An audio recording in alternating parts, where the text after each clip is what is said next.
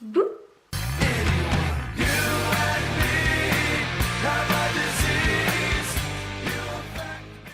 Après plusieurs mois sans spécial auteur, je me suis dit que ce serait peut-être bien de t'en faire un de nouveau.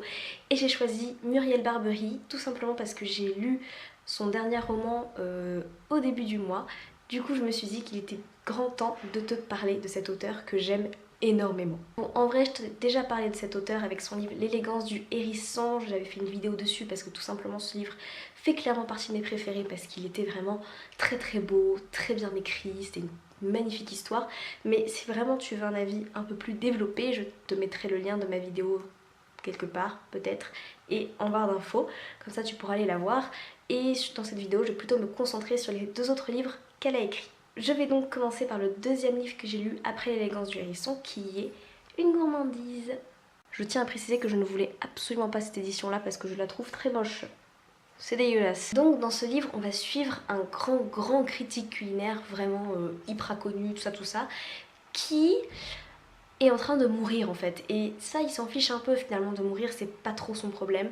Son problème, c'est qu'il veut retrouver une saveur qu'il a connue avant, une saveur qui l'avait bouleversé, qui l'avait enchanté. Et il essaye absolument de s'en souvenir sur son lit de mort parce que c'est quelque chose dont il veut se rappeler. Donc dans ce livre, Muriel Barbery va nous transmettre quelques souvenirs culinaires de ce grand critique, des souvenirs qui lui reviennent jusqu'à la fin du livre où il va enfin retrouver quelle était cette saveur qu'il recherchait tant et qui l'avait tant bouleversé. Et entre ces moments de souvenirs, à chaque fois, il y a l'intervention d'un proche du critique culinaire qui va donner plus ou moins un point de vue sur ce personnage parce que c'est vrai qu'il est plutôt présenté comme un personnage assez hautain, un peu égoïste, pas très sympathique quoi. Et j'ai adoré, mais vraiment adoré, c'était génialissime. Déjà, une histoire sur un critique culinaire, je trouve ça génial parce que je sais pas, j'ai pas l'impression que c'est quelque chose qu'il y a beaucoup et du coup j'avais trouvé ça original et ça m'avait énormément plu. Et c'est vraiment le premier roman culinaire que j'ai lu et qui fait qu'aujourd'hui j'adore lire des romans qui parlent de cuisine parce qu'en fait c'est des romans qui t'emportent, qui te donnent faim et qui te transportent tout simplement. Et en plus avec l'écriture de Muriel Barbery, tous ces souvenirs culinaires sont juste sublimes et c'est tellement bien écrit et tellement bien décrit que même des aliments dans le livre que je n'aime pas de base, du type le poisson, et ben ça te donne envie dans ce livre parce que c'est juste vraiment beaucoup trop bien fait, vraiment. L'écriture de Muriel Barbery est juste sublime, je l'adore. Et déjà dans L'élégance du hérisson, elle m'avait... j'étais tombée amoureuse, mais dans ce livre-là, c'est encore plus, je trouve. Et je vais t'en lire un petit passage pour que tu t'en rendes compte parce que vraiment je trouve ça tellement bien fait, il faut juste que je retrouve... Ah voilà.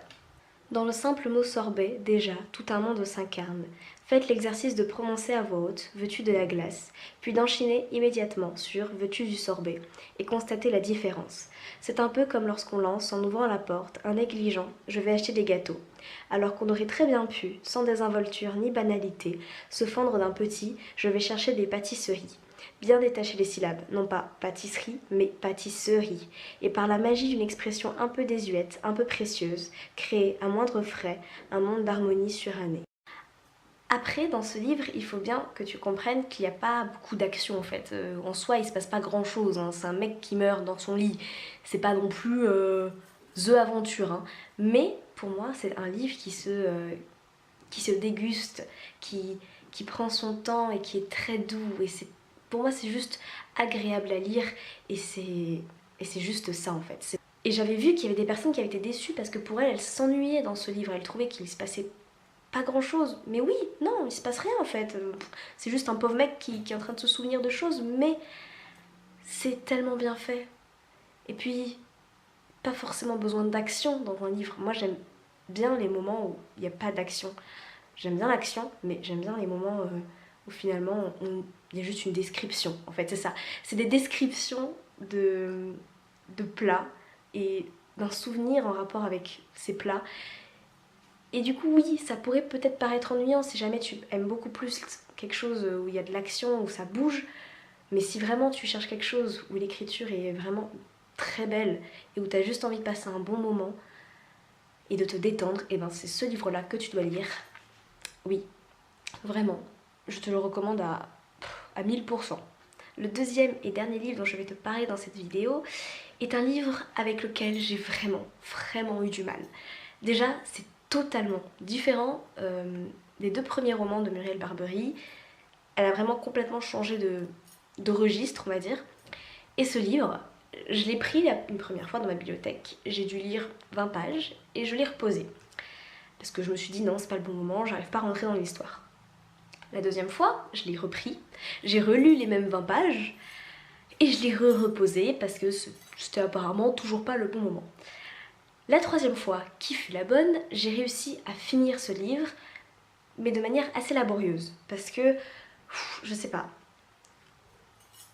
j'ai vraiment eu du mal. Et ce livre avec lequel j'ai eu du mal, c'est La vie des elfes de Muriel Barbery. Je te l'ai dit, c'est un registre totalement différent. Donc c'est-à-dire que dans les 2 premiers livres, t'avais plutôt quelque chose d'assez contemporain ou réaliste, voilà. Tandis que dans celui-là, Muriel Barbery a voulu plus se rapprocher de quelque chose d'assez fantastique. Quand j'ai vu ça à la base, j'étais plutôt intriguée. Je me suis dit, ah ouais, bah pourquoi pas?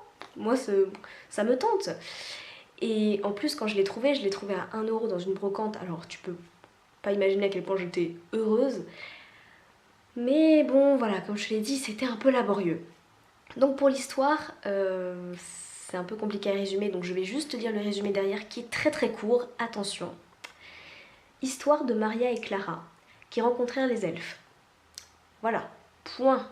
Au niveau de l'écriture dans ce livre, c'est toujours aussi bien écrit que dans les 2 précédents romans de Muriel Barbery. Pour moi, c'est quelque chose qu'on ne peut pas lui enlever. Elle écrit vraiment très bien et c'est toujours très beau à lire. Le problème étant que j'ai l'impression, et que enfin, je l'ai ressenti comme ça, son écriture, sa manière d'écrire, qui est toujours la même dans La vie des elfes, hein, n'a pas réussi pour moi à vraiment porter l'histoire et à vraiment te donner envie d'y entrer et de l'apprécier. Pour moi, ça collait pas trop. Pourquoi, je sais pas, hein, je pense que c'est peut-être la manière dont elle s'y est prise qui n'a pas marché. Elle aurait pu garder son écriture et faire une histoire très belle, mais là, je sais pas, peut-être qu'elle a voulu trop en faire, j'en sais rien. Mais ça collait pas forcément bien avec l'histoire, ou en tout cas avec ce qu'elle avait envie de faire passer. Et du coup, c'est sûr que pour moi, c'était très dur d'entrer dedans. En plus, à un moment dans cette histoire, il y a un peu une bataille. Donc, pour te montrer à quel point c'est vraiment totalement différent. Pas d'action. Action. Sauf que ben, même cette bataille pour moi était pas... Enfin, je la ressentais pas comme une bataille. J'avais l'impression que c'était quand même quelque chose un peu mou.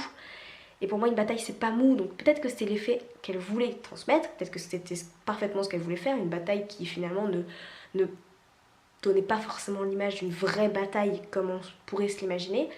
Mais du coup, pour moi, ça colle pas. Et... bof. En soi, c'est pas du tout un mauvais livre. Et l'histoire est pas nulle. Elle est plutôt bien, ça va. En fait, je ne sais pas du tout si finalement l'écriture dans ce livre-là n'était pas plus importante que l'histoire. C'est-à-dire, est-ce qu'elle n'avait pas essayé d'écrire quelque chose de joli plutôt que de faire une histoire en fait? Peut-être que c'est ça. Mais à ce moment-là, du coup, je ne l'ai pas lu de la bonne manière, puisque moi j'attendais une véritable histoire. En plus, avec des elfes, moi j'étais en mode « Oh, ce sera tout magique et tout ». Et oui, ce côté magique, il est là, il n'y a pas de souci. Mais encore une fois, c'est pas trop ce à quoi je m'attendais. Alors peut-être que je m'attendais justement à un truc un peu trop précis et que du coup je n'ai pas réussi à apprécier l'histoire. Malgré tout, j'avais quand même regardé vite fait des avis sur Livre Addict et j'avais vu que j'étais quand même pas la seule à trouver que finalement l'écriture n'avait pas tellement collé que ça avec l'histoire. Je ne pense pas avoir grand chose à rajouter sur ce livre.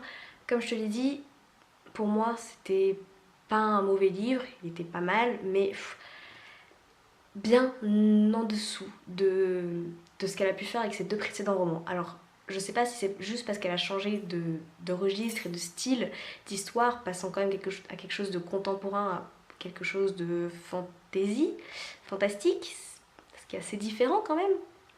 Ça aurait pu le faire, mais bon voilà, avec moi ça l'a pas fait.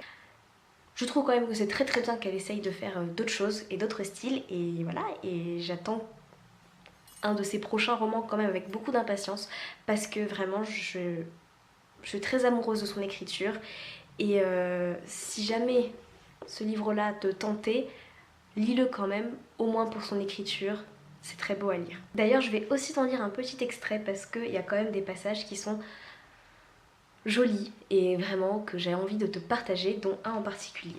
L'amour ne sauve pas, il élève et grandit, porte en nous ce qui est clair et le sculpte en bois de forêt. Il se niche au creux des jours de rien, des tâches ingrates, des heures inutiles, ne glisse pas sur les radeaux d'or et les fleuves étincelants, ne chante ni ne brille et ne proclame jamais rien, mais le soir, une fois la salle balayée, les braises couvertes et les enfants endormis, le soir entre les draps, dans les regards lents sans bouger ni parler, le soir, enfin, dans les lassitudes de nos vies, de peu, et les trivialités de nos existences de rien, nous devenons chacun le puits où l'autre se puise, et nous nous aimons l'un l'autre et apprenons à nous aimer nous-mêmes. Donc voilà, c'est tout pour cette petite vidéo, j'espère qu'elle t'aura plu. N'hésite pas à me dire si tu as déjà lu un de ces romans de Muriel Barbery et surtout qu'est-ce que tu en as pensé. Je sais que les avis sont assez mitigés globalement sur ces livres et qu'il y a des gens qui adorent et il y a des gens qui n'aiment pas du tout. Donc voilà, n'hésite pas à me dire ce que toi t'en as pensé, n'hésite pas à me dire aussi s'il y a un de ces livres qui te donne très très envie. Et en attendant, je te fais de gros bisous et je te dis à bientôt. Bye!